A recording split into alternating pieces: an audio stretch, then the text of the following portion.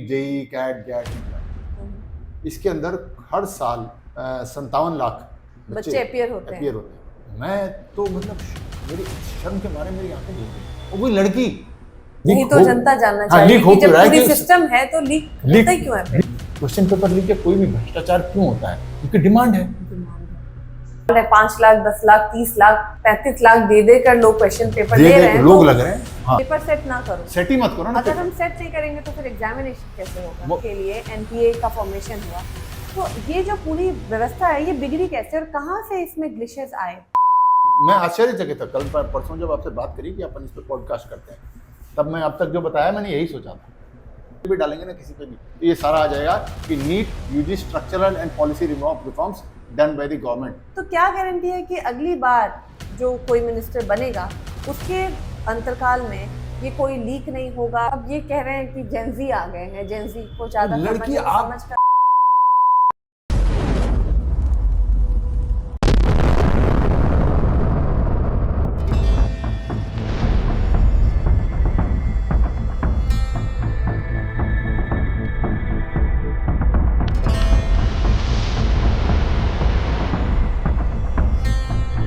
स्वागत है आप सभी का आज के पॉडकास्ट में।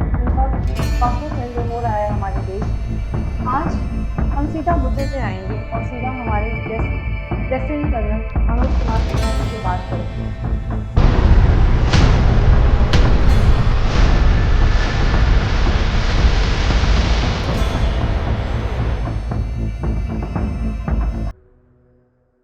तो सर, आज हम सब कुछ कट करके सीधा जो हमारा मेन अभी पेन पॉइंट है जो चल रहा है उसके बारे में मैं जानना चाहूंगी। ये जो नीट का एग्जाम के पेपर लीक हुए उसके बाद जो छात्रों का क्रोध है और उनका जो विरोध प्रदर्शन अभी चल रहा है और देश में इतना कुछ चल रहा है, उसके बारे में आपके क्या विचार हैं? ये क्रोध तो तर्कसंगत है, मैं उस पर बाद में आता हूँ। उस क्रोध तो हमेशा रहेगा, वो अब कभी खत्म नहीं होगा। अगर कोई उसको भुनाना चाहे तो इस प्रकार का आक्रोश और विरोध प्रदर्शन आराम से किया जा सकता है, मैं उस पर बाद में आऊँगा। लेकिन सबसे पहले वर्तमान जो अभी नीट के परिणाम की वजह से जो विरोध प्रदर्शन हो रहा है, हंगामा हो रहा है, मुझे इसका टोटल औचित्य ही नहीं समझ में आता। ऐसा क्यों? वह इसलिए कि आप विरोध प्रदर्शन क्यों करते हैं? कोई भी दो व्यक्ति में, हम अगर पति पत्नी हैं आपस में, तो मान लीजिए कि किसी बात पर राय दोनों की अलग अलग है या गुट है, एक संगठन है, कहीं डिफरेंस ऑफ ओपिनियन है कि आप ये कह रहे हैं, मैं ये कह रहा हूं और मुझे आपसे अपनी बात मनवानी है, आपने मुझसे अपनी बात मनवानी है, तो आप उसके लिए जोर लगा रहे हैं, चाहे जो भी हो, तो उसमें टकराव होने का संभावना रहता है। लेकिन मुझे यहां यह समझ में नहीं आ रहा है कि ओपिनियन में कोई डिफरेंस तो है नहीं। सरकार, अगर आप इलैबोरेट कर पाए। हाँ, ओपिनियंस मैं वही बता रहा हूं। छात्र क्या चाहते हैं, अगर मैं सही हूं और दर्शक बताएं, आप खुद सोचें। जो सड़कों पे आए हैं, अंतर मन में कोई और हो तो पता नहीं, जो प्रत्यक्ष रूप से जो ऊपर से जो कहानी कही जा रही है वो यही है कि हमें एग्जाम जो है, नीट की जो परीक्षा है या हर परीक्षा जो है वो स्पष्ट रूप से, पारदर्शी रूप से, ईमानदारी से होनी चाहिए। बस यही सिंपल मुद्दा है। क्या सरकार ये कह रही है कि हम ये नहीं करना चाहते? सरकार भी जो बैठा है वो भी यही कह रहा है कि हम ये चाहते हैं कि ये ईमानदारी से, स्पष्ट रूप से, निष्ठा से हो। सर, लेकिन पर ये हो नहीं रही है, यही तो प्रॉब्लम। वो अलग बात है। पहली बात तो ये देखिए, जैसे दूसरे को उदाहरण ले लेते हैं, जैसे कि मान लीजिए कोई रिजर्वेशन के लिए अगर धरना प्रदर्शन हो रहा है तो उसमें सरकार की नीति है कि भाई इतना इतना परसेंटेज रिजर्वेशन होगा, और धरने वाले दो प्रकार के हो सकते हैं। एक ये कि भाई आपने जो घोषित नीति है पेपर पर, कागज में, नियम के हिसाब से, वैधानिक रूप से आपने जो घोषित किया है कि इतना प्रतिशत रिजर्वेशन होना चाहिए, आरक्षण होना चाहिए, हम उससे सहमत नहीं है। एक वर्ग इसलिए कह सकता है कि इसको कम किया जाए, दूसरा वर्ग ये भी हो सकता है कि हमें जोड़ा जाए, क्योंकि सरकार की जो घोषित नीति है उससे हम सहमत नहीं है, उसको हम बदलना चाहते हैं। यहां सरकार की घोषित नीति ये तो है नहीं कि हम लीक कराना चाहते हैं, सरकार भी वही चाहती, हम भी यही चाहते हैं। जब इंटेंट दोनों का सेम हो तो टकराव मोस्टली फिर क्या होता है, डिफरेंस ऑफ ओपिनियन इस बात में हो जाता है कि ये कैसे हम अचीव करें। आपका तरीका एक हो सकता है, मेरा एक तरीका अलग हो सकता है, उसमें डिफरेंस ऑफ ओपिनियन में टकराव नहीं होगा। जैसे उदाहरण के लिए क्रिकेट के मैदान में बैटिंग टीम बॉलिंग बहुत जबरदस्त कर रही है, आउट नहीं हो रही है, तो ओवर के बीच में प्लेयर्स आपस में बात करेंगे भाई कैसे आउट किया जाए, तो एक एक खिलाड़ी ओपिनियन देगा ऐसे किया जाए, स्पिन लगाए, एक बोलेगा नहीं फास्ट लगाए, अलग अलग ओपिनियन हो सकते हैं, बिल्कुल शार्प हो सकते हैं और एक दूसरे से सहमत भी ना हो, लेकिन वो टकराव या झगड़े में परिवर्तित नहीं हुआ, क्योंकि सबकी नीयत तो वही है कि आउट हो जाए। ठीक है ना? तो उस और जैसे ही मान लो किसी एक खिलाड़ी के ओपिनियन के हिसाब से आउट हो गया, तो बाकी सारे उसी खुशी से कूदते हैं जैसे कि मान लो मेरे कहने पे हुआ हो, क्योंकि सबको मतलब उससे है कि भाई परिणाम ये होना चाहिए कि आउट हो जाए। परिणाम यह है कि हमारी परीक्षाएं निष्ठापूर्वक होनी चाहिए, सरकार भी कटिबद्ध है, वो भी कटिबद्ध है, यहां तक हो गया, यहां तक कोई मतभेद नहीं है। नहीं। अब दूसरा है कि आप कर नहीं पाए, दूसरा होता है कि हम आपसे एक परिणाम चाहते हैं, ठीक है ना? एक गृहिणी है, वो घर में भोजन पका रही है और भोजन स्वादिष्ट नहीं बन रहा है, तो पति है या बाकी परिवार है रुष्ट है। उसके दो कारण हो सकते हैं, एक तो ये है कि वो गृहिणी प्रयास कर रही है लेकिन नई नवेली आई है या उसको अनुभव नहीं है तो नहीं पका, और दूसरा है कि वो लापरवाही, वो करना ही नहीं चाह रही है, भाड़ में जाओ, तुम अच्छा लगे ना लगे मैं तो ऐसे बनूं, तब तो बनता है। क्या यहाँ सरकार ये कह रही है कि हम कोई प्रयास नहीं करेंगे, जो व्यवस्था है वही रहेगी, हम कुछ नहीं करना चाहते हैं, हम इसको सुधारना चाहते ही नहीं है, हम यहाँ सरकार में बैठे हैं, हमारे अंदर अहंकार है, हम कुछ नहीं बदलेंगे, हम इस पर विचार ही नहीं करना चाहते, जो व्यवस्था ऐसी चलेगी, लीक होता रहे तो होता रहे, ऐसा सरकार बोल रही है? नहीं बोल रही है। बट तो लेकिन फिर भी कोई कुछ कह रहा है, तो इसीलिए मुझे लग रहा है कि ये पूरी की पूरी व्यवस्था, इसलिए नहीं कि मैं सरकार के पक्ष में हूं या विरोध में हूं, वो संभावना ये है कि यही पेपर लीक कर्नाटक में हुई होती जहां कांग्रेस की सरकार है, वहां पर भी कोई इसी प्रकार की जिद करता तो मेरा यही तरफ होता कि सरकार तो वहां भी नहीं चाहती, राज्य सरकार के भी तो पेपर होते हैं, वहां भी लीक होते हैं, तो सरकार चाहे उस कर्नाटक की हो, चाहे केरल की हो, चाहे वो केंद्र की हो, चाहे कहीं की भी हो, कोई सरकार में बैठा व्यक्ति लीक करना नहीं चाहता। तो लापरवाह हो सकता है। प्रॉब्लम कहाँ लगता है? प्रॉब्लम तो इसीलिए मुझे ये लग रहा है, मैं इस पर तो सबसे पहले मैं ये बताना चाहता हूं कि इस विरोध के पीछे नीट की विफलता या नीट के लीक मुझे नहीं लगता, क्योंकि अगर वो होता तो वो टकराव नहीं होता उसमें। हाँ, ये हो सकता है कि मेरे पास एक रास्ता है, आप सुनिए तो सही। जैसे ही ये कुछ हुआ, मैं अपना उदाहरण बता रहा हूं, जैसे ही कुछ हुआ तो मैं सोच रहा था यार ये क्यों हो रहा है, नॉर्मल एक साधारण नागरिक की तरह मैं भी बड़ा इससे प्रताड़ित था कि यार ये पेपर ऐसे कैसे लीक हो। तो मैं सोचा क्या हो सकता है, नहीं हो सकता। तो मैं बता रहा हूँ जो मेरे दिमाग में था, मैं कोई एजुकेशन का एक्सपर्ट नहीं हूँ, एग्जामिनेशन का नहीं हूँ, लेकिन मेरे दिमाग में एक आ रहा था कि यार सबसे पहले तो देखें कि लीक, उसके पहले इस बात पे आते हैं, लीक हो क्यों रहा है। नहीं तो जनता जानना चाहिए कि जब पूरी सिस्टम है तो लीक होता ही क्यों है? लीक होता क्यों है? क्योंकि हमारे सामाजिक जो हमारे नैतिक स्तर है वो बिल्कुल गर्त में चले गए हैं। आपको याद है 3 इडियट्स में एक जो राजू था जो एग्जाम देना चाह रहा था, तो उसके फरहान और वो जो दूसरे थे, क्या नाम है उनका, रैंचो, पेपर लेके आए थे उसके पास। उसने कहा मुझे नहीं चाहिए, मैं नहीं लूंगा, इसकी तरफ देखूंगा नहीं। वो अगर पूरा समाज उस चेतना और उस नैतिकता से भरा हो तो फिर लीक या कहीं भी क्वेश्चन पेपर लीक या कोई भी भ्रष्टाचार क्यों होता है? क्योंकि डिमांड है। तो समाज में जब हर व्यक्ति डिमांड लेके बैठा है कि मुझे किसी भी प्रकार से अपने बच्चे को, या बच्चा सोच रहा है मुझे भी किसी भी प्रकार से उचित अनुचित हर प्रकार से क्रैक करना ही करना है, आसानी से मिल जाए, तो चाहे पैसे देने पड़े, नकल कर लूं, वो भी एक चलता है, नकल कर लूं, ये कर लूं, वो कर लूं, कुछ ही प्रकार से मुझे पास होना ही है, क्रैक करना ही है। पेरेंट्स भी, माता पिता, अभिभावक भी उसके साथ एग्री है। जब इतना ज्यादा हो जाएगा तो कोई भी फील्ड हो, भ्रष्टाचार तो आएगा ही आएगा। जब डिमांड होगा तो सप्लाई होगी ही होगी। और अगर देखा जाए इस केस में तो पैसे इतने इन्वॉल्व है, 5 लाख, 10 लाख, 30 लाख, 35 लाख दे देकर लोग क्वेश्चन पेपर ले रहे हैं, लोग लग रहे हैं। हाँ, तो वो तो होगा ही होगा, और डिमांड है तो उसकी वजह से ये सारा का सारा व्यवस्था एक सुचारू रूप से बनता चला जाता है। तो सबसे पहले तो इस पे हम आएंगे, इसको फिर और विस्तार से बाद में करेंगे बात, लेकिन वर्तमान तो ये है। अब पेपर जब मैंने कहा जैसे हुआ तो मुझे भी लगा, तो मेरा विचार इस पर नहीं गया कि मेरा मन सकता है, क्योंकि मैं शुद्ध मन से सोच रहा था, जो मेरी सीमित बुद्धि है कि ये कैसे हो सकता है। तो मैं सोच रहा था ये पेपर लीक हो रहा है, तो पेपर कौन सा लीक हो रहा है? जो सेट किया हुआ पेपर है वो लीक हो रहा है। तो मेरी साधारण बुद्धि, मैं गलत हूं सही हूं, लेकिन मैं ये आग्रह करूंगा सारे दर्शकों से कि आप भी अपना ओपिनियन रखें, क्योंकि सोशल मीडिया और न्यूज में हर जगह पे भी चर्चा देख रहा हूं, मैं उससे भी बड़ा उद्वेलित हूं, क्योंकि वो चर्चा भी मुझे गलत लग रही है, चाहे वो इस तरफ की है चाहे उस तरफ की है। भाई चर्चा की दिशा वो होनी चाहिए कि आप अपना अपना ओपिनियन रखिए, सुझाव रखिए कि कैसे रुके। जैसे मैं सोच रहा था कि यार पेपर सेट होगा तभी लिखो, सेट ही मत करो, पेपर सेट ना करो। सेट ही मत करो ना अगर पेपर। हम सेट नहीं करेंगे तो फिर एग्जामिनेशन कैसे होगा? वो अभी वर्तमान व्यवस्था में जो पूरा लॉजिस्टिकल प्रोसेस है, पेपर को सेट होना, पूरे देश के लिए पेपर छापना, उनको बांधना, बक्सों में डालना, ट्रांसपोर्ट करना, ट्रकों में लेके फिर लॉकर में रखना, एक लंबी श्रृंखला है।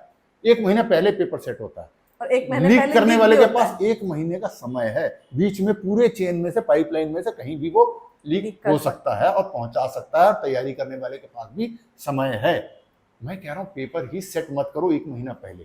आज की डेट में टेक्नोलॉजी आ गई है, टेक्नोलॉजी आ गई है, आप अपने सर्वर में दिल्ली में जहां पर भी एनटीए है, जहां पर भी है, आप हजारों क्वेश्चन पेपर डाल के रखो, हजारों क्वेश्चन पेपर डाल के रखो, और आप जिस दिन एग्जाम होना है, चाहे तो आप एग्जामिनर्स स्टूडेंट्स को घंटा पहले और बुला लो आज की डेट से, I don't think they will mind कि ठीक है, ये अगर पारदर्शिता से करने के लिए if this is the cost we go to pay, we will pay, तो वो 1 घंटा चाहे। लेकिन जब एग्जाम सारे बच्चे आ जाएं, कॉपी किताब अपनी जो कुछ भी स्टडी मटेरियल बाहर छोड़ दिया या जो भी है एग्जामिनेशन या अहाते के बाहर छोड़ दिया, जो भी नियम है चेक हो गया, उसके बाद दिल्ली में एनटीए में जहां भी कोई बंदा बैठा है वो कैमरे के अंदर, क्योंकि 2 चीजें हैं, एक व्यवस्था सही होनी चाहिए, दूसरा लोगों को दिखने भी चाहिए, तभी विश्वास आएगा। समाज में विश्वास आना बड़ा जरूरी है। और ये ट्रस्ट ही तो अभी ट्रस्ट नहीं है ना, ट्रस्ट तो ब्रेक ट्रस्ट के लिए वो कैमरे के सामने आप कोई लॉटरी सिस्टम निकालिए, किसी तीसरे बंदे से, बच्चे से, कहीं से निकलवाइए कि हजारों क्वेश्चन पेपर इसमें से हैं, कौन सा नंबर निकले, वो खटखट एक निकाला पर्चा या जो भी सिस्टम है, जो कि सबको विश्वास हो गया ये बिल्कुल पारदर्शिता है, ये नंबर भी पहले से डिसाइडेड नहीं था, हमारे सामने ये पर्चा निकला है, सबको विश्वास होना चाहिए, और वो निकला। पर इसमें एक सवाल है मेरा, मैं सॉरी टू इंटरप्ट, कि आपने कहा कि पर्चा एक निकालना, हर जगह इंटरनेट का सुविधा होना, सर्वर का कनेक्शन होना, उस पर भी आता हूँ। अब वो निकला और आपने फटाफट लॉगिन आईडी पासवर्ड अपने सिस्टम पे अपलोड किया, हर सेंटर में लॉगिन आईडी पासवर्ड के हिसाब से उन्होंने डाउनलोड किया।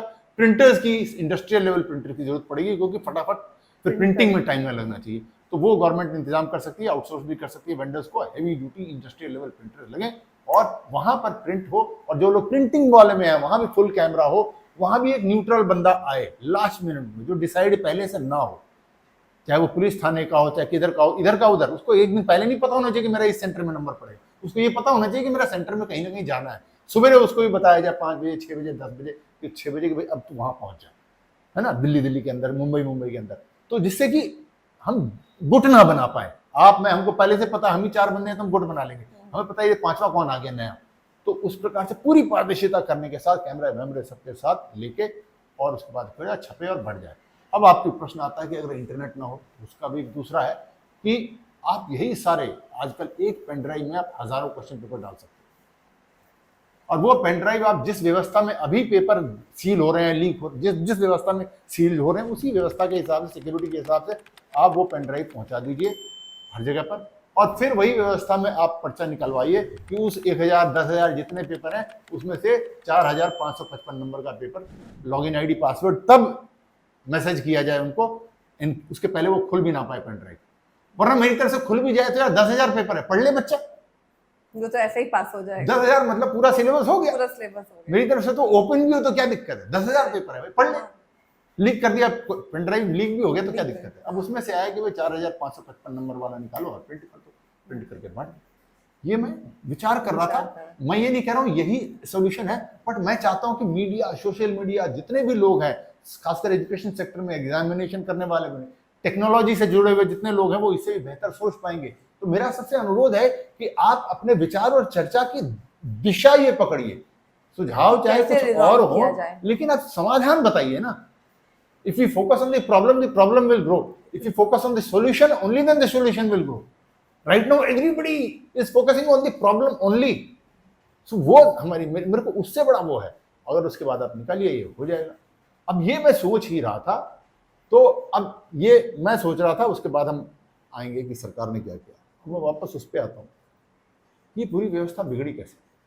तो सर ये तो आपने एक अच्छा तरकीब बताया कि किस तरह से एग्जाम होना चाहिए, हाँ। और ये आप नई व्यवस्था की बात कर रहे हैं, पर इतने सालों से सरकार ने भी एक व्यवस्था बनाई, उसे रोकने के लिए एनटीए का फॉर्मेशन हुआ, तो ये जो पूरी व्यवस्था है ये बिगड़ी कैसे और कहाँ से इसमें ग्लिचेस आए? पहले इसके थोड़ा सा और पीछे जाता हूँ मैं, व्यवस्था कैसे बिगड़ी वो तो मैं बताऊंगा, लेकिन सरकार ने जो काम किया वो भी मैं बता दूंगा। अभी अभी मैं आश्चर्यचकित था, कल परसों जब आपसे बात करी कि अपन इस पर पॉडकास्ट करते हैं, तब मैं अब तक जो बताया मैंने यही सोचा था कि मैं सुझाव दूंगा, ये जो मेरे मन में आ रहे थे, जो मैंने अब तक बताया। लेकिन फिर मैंने कल देखा सरकार ने काफी काम कर लिए हैं, उसकी कहीं चर्चा ही नहीं हो रही है, उस पर टिप्पणी करे। उसको मैं देख रहा हूं कहीं, आई वाज ऑल्सो सरप्राइज कि इतने सारे मैं सोशल मीडिया पे देख रहा हूं, किसी में भी मेरे को ये किसी ने बताया ही नहीं। I had to search on the internet कि क्या कुछ गवर्नमेंट ने किया है, तो उसमें से आंसर निकल गया है कि गवर्नमेंट ने ये किया है। मैंने कहा इसकी तो कहीं किसी में, क्योंकि हर मिनट देख रहे हैं हम पिछले एक हफ्ते से, हर रील में, हर पॉडकास्ट में, हर सब यही कह रहे हैं हर कि न्यूज बस चैनल में चल रहा है। और मैंने देखा यार इसकी कोई चर्चा क्यों नहीं करी जब ये हो चुका है। क्या क्या हो ठीक चुका है है, ना? अगर आप हाँ, क्या क्या हो चुका है सको। ऑलरेडी। इसको OMR सिस्टम से, जो अभी क्वेश्चन पेपर पे वो गोल गोल करते हैं, उससे ऑलरेडी कंप्यूटर बेस्ड कर दिया अगले साल से।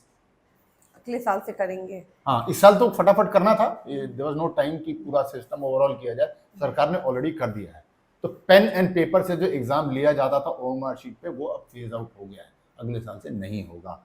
ठीक है ना? Physical question paper answer sheets move नहीं करेंगे, तो ये ऑनलाइन होगा, अब सारा ऑनलाइन होगा। ओके। आई वाज सरप्राइज्ड आपसे बात करने के बाद, यार ये तो हो चुका है, यही सजेशन आप भी दे रही थी। ये तो मैं मैं भी भी यही देखती हूँ सोच रहा कि था अगर कि हाँ, अगर हमारे देश में देखा जाए तो कैट का, जीमैट का, सब इनफैक्ट होता है। GRE, सारे एग्जाम हम आप कल ऑनलाइन फोन पे देते हैं, आपने बोला व्यवस्थित था, तरीके से होता तो है। मैं भी यही सोच रहा था यार, ठीक तो बोल रही थी दिव्या, क्यों नहीं किया। मैंने देखा ये तो हो चुका है और इसकी कहीं हल ही नहीं हो रही है। और मैं खुद बाकी सब की तरह पिछले एक हफ्ते से मैं देख रहा हूँ, इसी पे जब भी स्क्रॉल कर रहा हूँ देख रहा हूँ, कहीं किसी ने इसकी चर्चा नहीं करी। तो सरकार ने ये ऑलरेडी कर दिया, फिजिकल पेपर अब नहीं जाएंगे। अब उसमें बात होती है कि एक कंप्यूटर बेस्ड होंगे, तो उसमें क्या होगा, क्वेश्चन पेपर ये सब हो जाएगा, और ये पूरा का पूरा जो है एग्जाम जो है वो एनक्रिप्टेड डिजिटल ट्रांसमिशन से स्ट्रेट लोकल टर्मिनल को जाएगा, और फिजिकल पेपर हैंडलिंग जैसे मैंने कहा वो गायब हो जाएगी, वो जरूरत ही नहीं है। जहां लीक्स होते थे, पेपर ही नहीं होंगे तो लीक ही नहीं होंगे। अब एक ही दिन में, अभी क्या होता है, एक ही दिन में एक ही शिफ्ट में पूरे के पूरे जितने भी लोग हैं, 2.2 मिलियन कैंडिडेट्स एक शिफ्ट में होता था, वो भी हटा के अब इसको 5 से 6 दिन के अंतराल पे, पूरा 5 to 6 डेज स्प्रेड ओवर 5 से 6 दिन के अंदर फैला के, उसमें एक दिन में 2 या 3 शिफ्ट में ये एग्जाम होंगे, और वो कंप्यूटर के बेस पे क्वेश्चन पे वो ठीक वैसे जैसे कि आप, जैसे कि जेई में होता है, जेई होता है, एसएससी का जो एग्जाम होता है वो भी ऐसे ही बिल्कुल, होता है। आप यही कल बता रही थी, बुला के होता है, यही बता रही थी, हमने खुद दिया है, ऑलरेडी हो चुका है, ऑलरेडी हो चुका है। और फिजिकल सील ये अब एंड टू एंड पूरा एनक्रिप्टेड डिजिटल डिस्ट्रीब्यूशन रहेगा, इसमें कुछ फर्क ही नहीं है। और ये जो है थोड़ा सा इस पे लोग और सरकार को समझाने की आवश्यकता है, क्योंकि मेरे से नॉर्मल साधारण व्यक्ति को थोड़ा सा और कन्विंस नहीं बोलूंगा मैं, सिर्फ समझाने की, मुझे विश्वास है कि सही है कि जो अब मैं बता रहा हूँ कि परसेंटाइल नॉर्मलाइजेशन अक्रॉस शिफ्ट किया जाएगा, क्योंकि अलग अलग शिफ्ट में होगा तो क्वेश्चन पेपर भी अलग अलग होंगे। तो हो सकता है कि कुछ जो स्टूडेंट बोले कि भाई इनकी शिफ्ट वाला तो यार इजी आ गया, मेरा वाला मुश्किल आ गया, तो उसका सरकार का एक फॉर्मूला निकाला हुआ है कि उसको वो परसेंटाइल नॉर्मलाइजेशन अक्रॉस शिफ्ट्स का एक कोई फॉर्मूला निकालें, जिससे कि वो मार्क्स को बराबर करके सबको किया जाएगा। और ये बाकी एग्जाम में हो रहा है ऑलरेडी, ठीक है ना। ये उन्होंने इतना इसमें कर दिया है। उसके अतिरिक्त उनके जो काडर एंड गवर्नेंस जो है एनटीए के अंदर है, वो पूरा का पूरा ऑर्गेनाइजेशन ओवरऑल कर दिया गया है। जितने भी temporary and deputation based staff थे वो सारे के सारे हटाए जा रहे हैं। परमानेंट स्पेशलाइज्ड वर्टिकल्स पे साइकोमेट्रिक्स, डेटा सिक्योरिटी, एथिक्स, इन सब पे परमानेंट स्थायी लोग अब बिठाए जा रहे हैं यहाँ पर। और अभी जो वेंडर्स को आउटसोर्स किया जाता था टेक्नोलॉजी, अब वो सारी की सारी बंद कर दी गई है। अब कोई थर्ड पार्टी वेंडर नहीं आएगा, अब पूरी की पूरी वो हमारी सारी की सारी वो गवर्नमेंट की in house cloud based exam administration software होगा। और लगभग 1000 permanent high security standard testing centre पूरे देश में स्थापित कर दिए जाएंगे। नोड्स मोस्टली वो गवर्नमेंट इंस्टीट्यूशंस के होंगे, जो कि पूरा का पूरा ये एग्जाम इस तरह से होगा।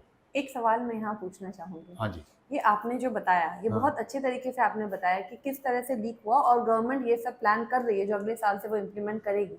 अगर ये सब कुछ ऑलरेडी है तो फिर छात्रों तक अभी तक ये इन्फॉर्मेशन क्यों नहीं जा रहा? मुझे वही आश्चर्य, ये सब जो अभी हो रहा है फसाद, ये किस लिए हो रहा है? मुझे वही आश्चर्य है कि कौन करवा रहे हैं, इससे स्टूडेंट तक ये इन्फॉर्मेशन जा क्यों नहीं रहा? मुझे वही आश्चर्य है।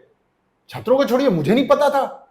और मैं ऐसा नहीं है, मैं टीवी के सामने बैठ रहा हूँ, मोबाइल सोशल मीडिया देख रहा हूँ, कहीं कोई चर्चा नहीं इसकी कर रहा। Whole thing, why is the government not doing, why the government has done, you may say कि this is not good enough, there could be better ways, yes, वो आर्ग्यूमेंट एक्सेप्टेबल है कि सर इससे भी बेटर हो सकता है, आ जाओ बात करो। पर अगर ये इन्फॉर्मेशन अगर मेरे व्यूअर्स को देखना हो, क्योंकि वो डेफिनेटली ये पॉडकास्ट देखने के बाद वो हाँ। जाके वेरीफाई करना चाहेंगे, बिल्कुल करें। तो क्या आप बता मैंने कौन सा सकते अपने हैं से कि- लिखा है, ये प्रिंट आउट निकाला है गवर्नमेंट की साइड से सारा। क्या आप बता सकते हैं कि आपने कौन से गवर्नमेंट की वेबसाइट से ये इन्फॉर्मेशन निकाली है, ताकि वो भी जाके इसे वैलिडेट कर सकें? अभी वेबसाइट तो मुझे ठीक से याद नहीं है, लेकिन आप नॉर्मल आप इस पे भी, एआई पे भी डालेंगे ना, किसी पे भी, तो ये सारा आ जाएगा कि NEET UG structural and policy reforms done by the government, आप डालें नॉर्मल गूगल में, वो आ जाएगा कि ये हमने सरकार नीट ने किया। UG structural and And policy policy reforms डालें, आप डालेंगे Okay. तो आ जाएगा, what are the key systematic changes that government has done and what are the structural overall and restructuring of NTA में गवर्नमेंट ने क्या किया है, और एनहांस, ये सारा का सारा उसमें आ जाएगा कि क्या क्या है, और वो पूरा का पूरा इसमें ये सब समझ में वो समझा देंगे कि किस प्रकार से ये हो रहा है। तो अब तो मेरे को बताइए, अब मेरे को बताइए जो प्रदर्शन कर रहा है भाई, मैं उससे ये बात करना चाहता हूँ, आप बता भाई क्या चाहता है। देखिए, एक चीज जो सेंटिमेंट उनका जो भी हर्ट हुआ, जो भी ट्रस्ट की बात हमने अभी की कि उनका ट्रस्ट टूटा है, जिसकी वजह से वो विरोध कर रहे हैं, और वो चाहते हैं कि जो हमारा एजुकेशन मिनिस्टर है वो अकाउंटेबिलिटी ले, और एक कॉमन सा उदाहरण जो सबको ये दे रहे हैं, नैरेटिव जो वो दे रहे हैं, वो ये कह रहे हैं कि अगर हम किसी प्राइवेट कंपनी में नौकरी कर रहे होते और अगर हम कुछ गलत करते हैं तो सबसे पहले हमें जॉब से रिजाइन कर दिया जाता है, तो वो चाहते हैं कि someone should take the accountability and उसे रिजाइन करना चाहिए, रिजाइन करें। जबकि एक दूसरा चीज़ जो मेरे मन में, मेरे विचार हैं, मेरा विचार ये है कि अगर मान लो कोई रिजाइन कर भी देता है, क्या एश्योरिटी है इस भारत देश में जहाँ कि जितने भी नेता जो सिलेक्ट होकर आते हैं वो कोई एग्ज़ाम देकर तो आते नहीं, और 90% जो हमारे मिनिस्टर्स होते हैं, किसी भी पार्टी को ले लीजिए, वो करप्ट होते ही हैं। तो क्या गारंटी है कि अगली बार जो कोई मिनिस्टर बनेगा उसके अंतरकाल में ये कोई लीक नहीं होगा, या फिर से हम उसे नहीं कहेंगे रिजाइन करने? तो इसका अल्टीमेट जो सोल्यूशन जो बच्चे मांग रहे हैं, कि मांग कहाँ तक जायज़ है? अकाउंटेबिलिटी के बारे में आप क्या बात करेंगे? देखिए, अकाउंटेबिलिटी अगर वो नहीं कर रहा है, अगर कोई नहीं प्रयास करता हुआ दिख रहा है तो हटना चाहिए। भाई इतना हो गया है फिर भी तुम कुछ नहीं कर रहे हो, ये विरोध, ये नाराजगी मेरी भी थी जब तक मैंने ये पढ़ा नहीं, यार करा तो है। और इसके अलावा जो हुआ है कांड, उसमें लोग जेल में गए हैं, कल स्टेटमेंट आया है, फास्ट ट्रैक कोर्ट किए जाएंगे, सरकार लॉ लाएगी कि इसकी सजा भी जो अभी है, जो 10 साल 1 करोड़ वाला है, इसको बढ़ाया जाए, लॉ चेंज किया जाए। तो भाई और क्या चाहते हो? अब ये बताओ, मैं विरोधियों से मैं ये सिर्फ बोल रहा हूँ जो सड़क में, कि मुझे बताओ करना क्या है, मैं करने को तैयार हूं।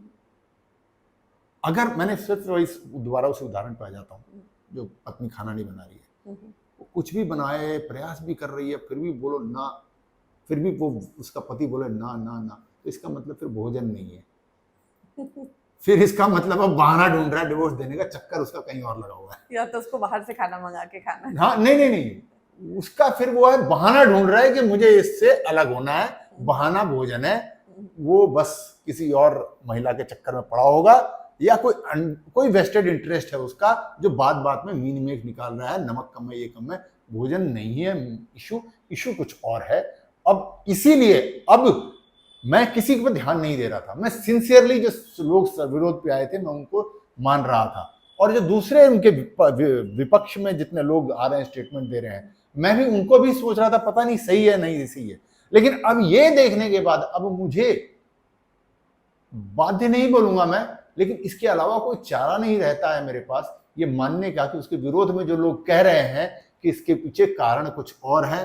कारण अब कुछ लोग बोल रहे हैं, मैं अगेन एक्सपर्ट नहीं हूं, कुछ लोग बोल रहे हैं कि कारण है कि जिस प्रकार से बांग्लादेश में हुआ, जिस प्रकार से नेपाल में हुआ, सड़कों पर लोगों को लाके, या जितने भी रिवोल्यूशन कई जगह पर देशों में पिछले डीप स्टेट ने किया है, वही प्रयास किया जा रहा है, ऐसा आरोप लग रहा है, लगा रहे थे। अब संभावना ये है, क्योंकि आप इसमें लॉजिक नहीं लग रहा है, तो कोई और कारण है। कारण ये भी हो सकता है, कारण ये भी हो सकता है कि अभी सरकार ने वो FCRA जो रूल लाए हैं, NGOs को फॉरेन फंडिंग होती थी, FCRA terminology, I hope I am getting it wrong, for foreign funding का जो कानून है, नियम है, उसके तुरंत बाद ये आया है। कारण अब वो भी हो सकता है, क्योंकि कल के आज ही सवेरे में देख रहा था कि चर्च के लोग सड़क पे आ रहे हैं अब। उसका मुझे कुछ समझ में नहीं आया। चर्च के लोग, पास्टर्स एंड फादर्स, वो अब नीट वाले उसमें सड़क पे आ रहे हैं। इनका क्या इसमें वो हो गया, ठीक है ना। जितने कुछ पुराने जो एंटी नेशनल राष्ट्र विरोधी तत्व थे वो आ ही रहे थे मंच पे, चलो ठीक है, मैं आई ग्रांट देम, यार हम बैठे हैं, कोई भी आ जाए तो हम क्या कर सकते हैं, right, I grant them. But फिर आप तो दूरी बनाइए। सर ऐसे में एक चीज मैं आपसे पूछना बोलिए। चाहूंगी बोलिए। कि जब एक कॉज के लिए लड़ाई शुरू हुई, वो मूव करके मुद्दे से अभी बहुत कुछ अलग अलग चीजें चल रही है, जो आपने एंटी नेशनल चीजें बोली, ये सब भी एलिमेंट्स चल रही है। ऐसे सिचुएशन में कंट्री बहुत वर्नरेबल हो जाती है, बहुत तरीके से अटैक्स पॉसिबल हो सकते हैं, बहुत सारे जो एक्सटर्नल एलिमेंट्स हैं वो इस मौके का वेट कर रहे होते हैं। बिल्कुल कंट्री बहुत वर्नरेबल हो जाती है ऐसे सिचुएशन में। बिल्कुल बिल्कुल। तो ऐसे टाइम पे मैं जानना चाहूंगी, जनता जो है अगर हम देखें तो उनका एक अलग माइंडसेट है, उनको बस गुस्सा निकालना है अपने गवर्नमेंट के अगेंस्ट में। गवर्नमेंट को है कि वो अपनी पब्लिक को देख रहे हैं, पर ऐसे जगह पे जहाँ पे खुद एक अनरेस्ट चल रहा है, वहाँ जो बाहरी तत्व हैं वो तो अटैक करने का जरूर कोशिश करती होगी। बिल्कुल ऐसे कर में रहे जो इंडियन आर्मी है या डिफेंस सिस्टम है, हमारा डिफेंस मैकेनिज्म इस टाइम पे कितना अलर्ट होता है और कैसे काम करता है, ये जब आर्मी के- इंटरनल अनरेस्ट भी हो इंटरनल और अनरेस्ट का एक्सटर्नल आर्मी उससे क्या बचना कर है सकती तो। है? इस इंटरनल अनरेस्ट का आर्मी से कोई लेना नहीं है। आर्मी तो नहीं, बॉर्डर बट ऐसे सिचुएशन या में क्या, आर्म्ड इंसर्जेंट आएंगे उनसे लड़ेगी। नहीं ऐसे सिचुएशन में कोई बाहर से अगर अटैक करना चाहे या बाहर से कुछ नुकसान पहुंचाना चाहे तो उसके लिए बहुत आसान हो जाता है। हाँ, तो ऐसे सिचुएशन में कितनी अलर्टनेस होती है? नहीं, बॉर्डर पे तो पूरी अलर्टनेस है। आर्मी उसके लिए तो पूरी तरह से तैयार है। आर्मी में भी एयरफोर्स तो सारा तैयार है। लेकिन एक बात बताएं, हमारे जो देश, हमारे राष्ट्र के जो विरोध में जो भी तत्व हैं पूरी दुनिया में, और हैं जबरदस्त हैं, वो एक बात जानते हैं कि मिलिटरीली वो इंडिया को नहीं पा सकते। वो जितने हमारे देश के दुश्मन हैं वो सब ये स्वीकार कर चुके हैं। इसलिए ये चीज़ें और बढ़ेंगी। मिलिटरीली वो गिवन अप है, नहीं हो सकता। इवन चाइना भी समझ गया कि मिलिटरीली हम नहीं कर सकते, लड़ नहीं सकते इनसे, ठीक है ना। तो वो अब तो फिर क्या करें? तो अंदर अनरेस्ट फैलाने के अलावा कोई रास्ता है नहीं। तो ये अब जो कुछ लोग ये दे रहे थे, जिस पर मैं विश्वास नहीं कर रहा था, लेकिन अब कोई रास्ता लगता नहीं, क्योंकि ये रूल आउट हो गया। मेरे को लॉजिक इसका कोई मेरे हिसाब से जो कोई नीट का बचा ही एग्जाम का नहीं है। कहना, आप कह रहे हैं वो लॉजिक, नीट का खत्म हो लॉजिक तो ये है ही है नहीं, ही नहीं। क्योंकि जो मैंने बताया इसके हिसाब से मुझे कुछ लग नहीं रहा है। तो जब नीट का कोई लॉजिक बचा ही नहीं, तो इसके मतलब फिर अब इनमें से ही कोई कारण है जिसके कारण ये हो रहा है। अंदर से कमजोर करने का प्रयास किया जा रहा है, और ये सारे के सारे लोग वही के वही बैठे हुए हैं और आके स्टेटमेंट भी तो दे रहे हैं। कोई राम के खिलाफ बोल रहा है, कोई मंदिर के खिलाफ बोल रहा है, कोई रिलीजियस स्लोगन्स बोले जा रहे हैं, कोई भद्दी भद्दी, मतलब अब क्या नीट क्लियर कर भी लो यार। जिस प्रकार की अभद्र भाषा बच्चे यूज कर रहे हैं, मैं तो मतलब मेरी शर्म के मारे मेरी आंखें झुक गई। और वो लड़की, अब ये कह रहे हैं कि जेंजी आ गए हैं, जेंजी को ज्यादा लड़की, समझ आप कर किसी कहते के हैं। लिए मतलब आप अभद्र भाषा जो यूज करो तो मतलब पता नहीं, बड़ा भारी नैतिक पतन है। मुझे तो चलो बच्चे मैं मानता हूँ, मुझे ये समझ में नहीं आ रहा था ये घर कैसे जाते होंगे। तो क्या माता पिता और बच्चों के बीच में रिश्ता बिल्कुल टूट चुका है? क्योंकि युवा में हमारे अंदर भी कई बार आता था मन कुछ करने का, उल्टा सीधा ये वो छोटे मोटे बदमाशी करने का मन आता था। तो इसी बात पे रुक जाते थे, यार घर भी तो जाना है, माता पिता को फेस भी तो करना है। मुझे ये समझ में नहीं आता ये सब करके ये घर जा कैसे रहे होंगे, और कौन है इनके माता पिता। मैं देखना चाहता हूँ कि यार तुम्हारा बच्चा ये कर रहा है, इस प्रकार की अभद्र भाषा, गाली गलौज, भद्दी भद्दी गाली एक लड़की दे रही है।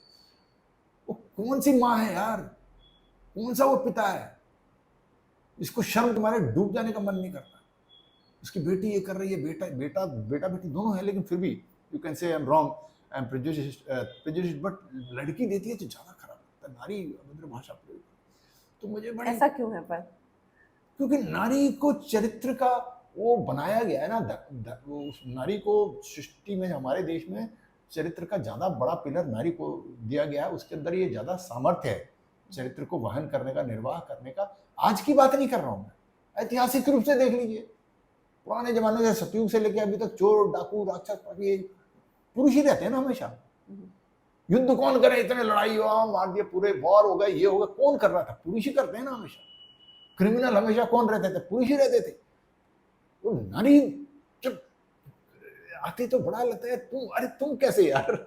पर अभी जैसा टाइम है, अभी लोग कहते हैं इक्वालिटी का टाइम है, जब छात्र छात्रा दोनों बराबर का हक है, जब ये ट्रस्ट ब्रेक हुआ है तो दोनों का हुआ है। तो वैसे में वो कहेंगे कि लड़के गाली गलौज कर रहे हैं, तो हम भी कर रहे हैं, जस्टिफाइड है। ये तर्क वो देते हैं। ये मैं नहीं कह रही हूँ, लोग ऐसा तर्क देंगे। हाँ, तो आप अगर मान लीजिए आप लड़कों से नारी, अगर ये अलग टॉपिक है, लेकिन नारी बोल रही है पुरुष के बराबर है, तो उनकी अच्छी क्वालिटी में बराबरी करो ना यार, गंदे में क्यों करोगे? अच्छी क्वालिटी में बराबरी करो ना। पुरुष स्पेस में जा रहा है, पुरुष जो है वो सीईओ बन रहा है, पुरुष है वो साइंटिस्ट बन रहा है, पुरुष है जो फाइटर पायलट बन रहा है, पुरुष है तो हम भी बनेंगे, बहुत बढ़िया। पुरुष वर्ल्ड कप ला रहा है, हम भी लाएंगे, बहुत बढ़िया। पुरुष चोरी करता है, हम भी करेंगे, ये क्या मतलब हो गया? ये कौन सी बराबरी हो गई? पुरुष डाकू करते हैं तब हम भी डाकू करेंगे। ये तो वो अलग टॉपिक है, अलग टॉपिक है। Whatever it is, forget it, men women, but I still feel even if it is a boy जो ऐसी बात कर रहा है, वो घर कैसे जाएगा यार?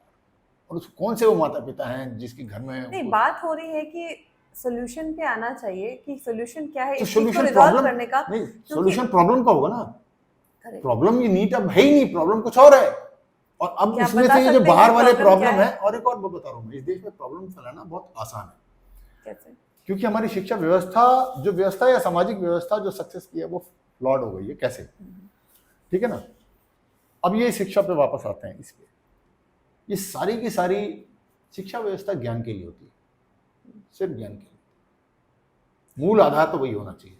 देखिए, एजुकेशन सिस्टम अगर हम बोले तो वो किसी भी देश का बैकबोन होता है। हाँ, और एजुकेशन सिस्टम अगर बोला जाए तो बहुत इम्पोर्टेंस प्ले करता है एक मिडिल क्लास लोगों के लिए, या फिर एक लोअर मिडिल क्लास की फैमिली डिसाइड करते हैं सिर्फ एजुकेशन के बेसिस में कि जो बच्चा अगर मेहनत कर रहा है तो उसका फ्यूचर क्या होगा। हाँ। वो उससे डिसाइड होता है, एजुकेशन सिस्टम से। और बहुत सारे बच्चे एजुकेशन सिस्टम को ना कि सिर्फ एक डिग्री मानते हैं, बल्कि उनके सफलता के नए अच्छे जीवन जीने की चाबी होती है।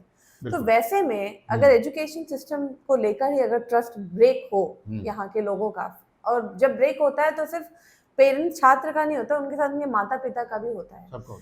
अगर हम सब देखें तो हम बचपन से कहते हैं बच्चों को आप पढ़ाई करो, कुछ अच्छा करो जीवन में, और अगर ऐसा होने लग जाए तो आप अपने बच्चों को मेहनत करने के लिए क्यों बोलोगे कि भाई तुम नींद सब कुछ भूख प्यास कोई भी त्याग करके एजुकेशन पढ़ाई करो, सिस्टम ऐसा लाओ। अब मैं एक करो। बात बताता हूँ आपको, कोई भी एजुकेशन सिस्टम लाओ, आज से 50 साल पहले वाला परिवर्तन हुआ है? परिवर्तन तो हुआ बहुत है। आज से होता 50 है। साल बाद चेंज हो जाएगा। ठीक है ना। अब मैं सिर्फ कॉम्पिटिटिव एग्जाम की बात कर रहा हूँ। आप पहले कोचिंग क्लास नहीं थे, अब कोचिंग क्लास हैं। पहले एक समय था जब ट्यूशन भी नहीं होते थे, ट्यूशन आए, वो व्हाटएवर इट इज। अब ये नीट लीक हो रहा था, अब भगवान की दया से नहीं होगा, जो भी है। आप सक्सेस रेट 1% से ज्यादा बढ़ा नहीं सकते। इस पे मैं वही आने के पहले मैं डेटा निकाल रहा था कि ये जितने हायर एजुकेशन है, नीट, जेई, कैट, गैट, इंटलेट, इसके अंदर हर साल 57 लाख बच्चे अपीयर होते हैं, और 54.5 लाख फेल होते हैं। 54.5 लाख फेल होते हैं। होना ही होना। Success rate 2.5 lakh. वो तो होगा ही, जब होगा इतने ना। बड़ा राज्य में, इतने बड़े देश में इतने सारे बच्चे हैं तो कंपटीशन तो होता ही। बात वो अब नहीं मैं है, ये कह रहा हूँ, बात चल रही है कि एक फेयर चांस मिलना चाहिए लोगों को। एग्जाम fair अगर chance- दे रहे हैं तो फेयर चांस मिलना चाहिए। अब ढाई नहीं, लोगों वो फेयर चांस पे आता हूँ मैं। तो यानी कि इसका आप टोटल करेंगे, मैंने हायर एजुकेशन का निकाला, फिर क्लास 1, एक तो ये एजुकेशन इंस्टीट्यूशन का है, उसके बाद जॉब्स वाला है, class 1 group and AB officers, इसमें UPSC, state PSC, bank PO and फौज के कमीशन ऑफिसर्स हो गए। उसके बाद class 3 grade clerical and technical, उसका निकाला मैंने।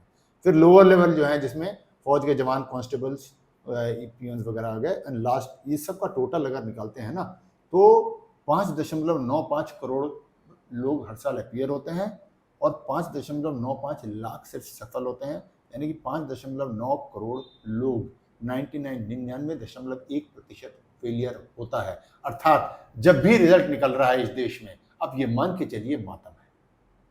वो तो है, बट माता फेयर मैंने- ट्रायल होना चाहिए। जो हाँ। क्रोध, गुस्सा किसे आ रहा है? अगर हमने पूरे देखिए, मेहनत किया और जो फेल होगा ना, बहुत ही बड़ा उदार दिल होगा, वो मानेगा। वो जो फेल होगा वो मानेगा कि यार उसको, मेरे को कोचिंग मिली नहीं, उसके पापा ने पढ़ा दिया, मुझे नहीं पढ़ाया, उसको शायद तुक्का क्वेश्चन पेपर वाला सही लग गया, मेरा नहीं लगा, मेरे शायद घर में इसी साल बीमारी पड़ गई यार, मैं नहीं पढ़ पाया। अगर कई वो, सारे if he is reason not a good loser, he will always feel कि भाई या तो व्यवस्था ने या भगवान ने मेरे साथ अन्याय किया है, तो मैं नहीं हूं, वरना मैं कम तो नहीं था, कम तो नहीं थी। यानी कि निराशावादी होगा तो, अर्थात मैं अब जब होता है, जब भी रिजल्ट आएगा अब इसके बाद, तो आप ये सोचिए कि जिस दिन जो रिजल्ट आ रहा है, इस देश में खुशी कम, उदासी ज्यादा। जो फेल हो गया, हम क्या करेंगे, जो टॉप करेगा उसके इंटरव्यू लेके मीडिया में दिखाना शुरू कर देंगे, वो तो और सबसे कहानियां पहले खरीद सुनाएंगे। लिया जाता है। लेकिन जो फेल हुआ है वो इस समाज से बाहर है क्या? समाज में तो वो भी वही है ना। तो उस दिन 99% से ज्यादा बच्चे अगर उदास हैं, तो मुझे ये व्यवस्था स्वीकार नहीं, तो आपके चाहे कितना भी फेयर हो। तो आपके हिसाब से फिर क्या ऑल्टरनेटिव होना ठीक है चाहिए? ना? इसके बारे में आप तो क्या ये जो कहना दौड़ चाहेंगे? लगा रखी है ना कि यही सफलता है, हम्म, सफलता की जो परिभाषा है कि यही सफलता है, ये नहीं पाए तो तुम गए, साइड कर लो, मर जाओ, वो विचारधारा ही गलत है। इसका सही ऑल्टरनेटिव क्या तो होना चाहिए? इसका सही, इसको मैं थोड़ा और बता दूं आपको, तो वेरी फेयर, इसी डेटा में मैं और डेटा में गया कि भाई एक बच्चा जब कंपटीशन एग्जाम देने की एज में आता है 18 साल के आसपास से लेके, और मान लो कि by 30 all his chances are over, correct. 12 साल का साइकिल, तो मैंने 12 साल का साइकिल निकाला फिर। 12 साल का साइकिल। हाँ, मैंने पूरे 12 साल का निकाला कि 12 साल में कितने एग्जाम हो जाते हैं और कितने फेल हो जाते हैं। तो 12 साल में वही सारे ग्रुप जो मैंने बता रहा हूं, तो 71.3 करोड़ अटेम्प्ट्स होते हैं, एग्जाम और नौकरी सारे मिला के, जो मैंने शुरू में बताया उसी कैटेगरी में। इतने सारे एग्जाम्स होते हैं, अटेम्प्ट होते हैं, अटेम्प्ट होते इतने बच्चे अटेम्प्ट करते हैं, बच्चे युवा मिला के सारे, है ना, चाहे वो एंट्रेंस एग्जाम कॉलेज का हो या जॉब का हो, वो सारे जॉब जो मैंने बताया, 71.3 करोड़, और उसमें से सिर्फ 60 लाख सक्सेस होते हैं और 70.7 करोड़ फेलियर होते हैं, 99.16% विफल। फिर मैंने कहा कि नहीं यार, I want to get even more realistic, ये डेटा तो ठीक है, लेकिन जो फेल पहली साल हुआ है दूसरी साल फिर पास भी तो हो रहा होगा ना।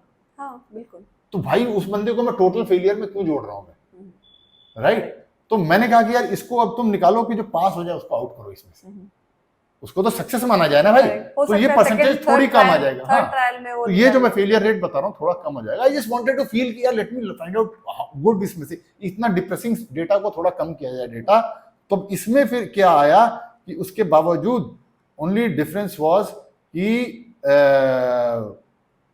उसमें 60 लाख फेल हो रहे थे और इसमें 47.4 लाख फेल हो रहे हैं। इतने थोड़े से आपके 10-12 लाख कम हो गए। अभी भी पहले 99.16% लोग जो थे अल्टीमेटली हो रहे थे, और अब वो 92.1 आ गया, 92.1 से 93% पे आ गया। इससे 93% लोग तो अपना चीज पार करते करते they are out, stand as failures. Now this is the society we are moving in. This is a very dangerous precedent. अब ये जो लोग फ्रस्ट्रेटेड हैं, जो उनको फेलियर लगा दिया गया है, it's a very big heart to accept कि यार it was fair, I did not make it। बहुत बड़ा दिल चाहिए उसके लिए। सबको बुरा लगता है, मैं भी जितनी बार भी जीवन में फेल हुआ हूँ, कहीं ना कहीं असफल हुआ हूँ, मैं थोड़े दिन तक बुन बुन बुन बुन बुन बुन बुन में रहा हूँ, डिप्रेशन में रहा हूँ।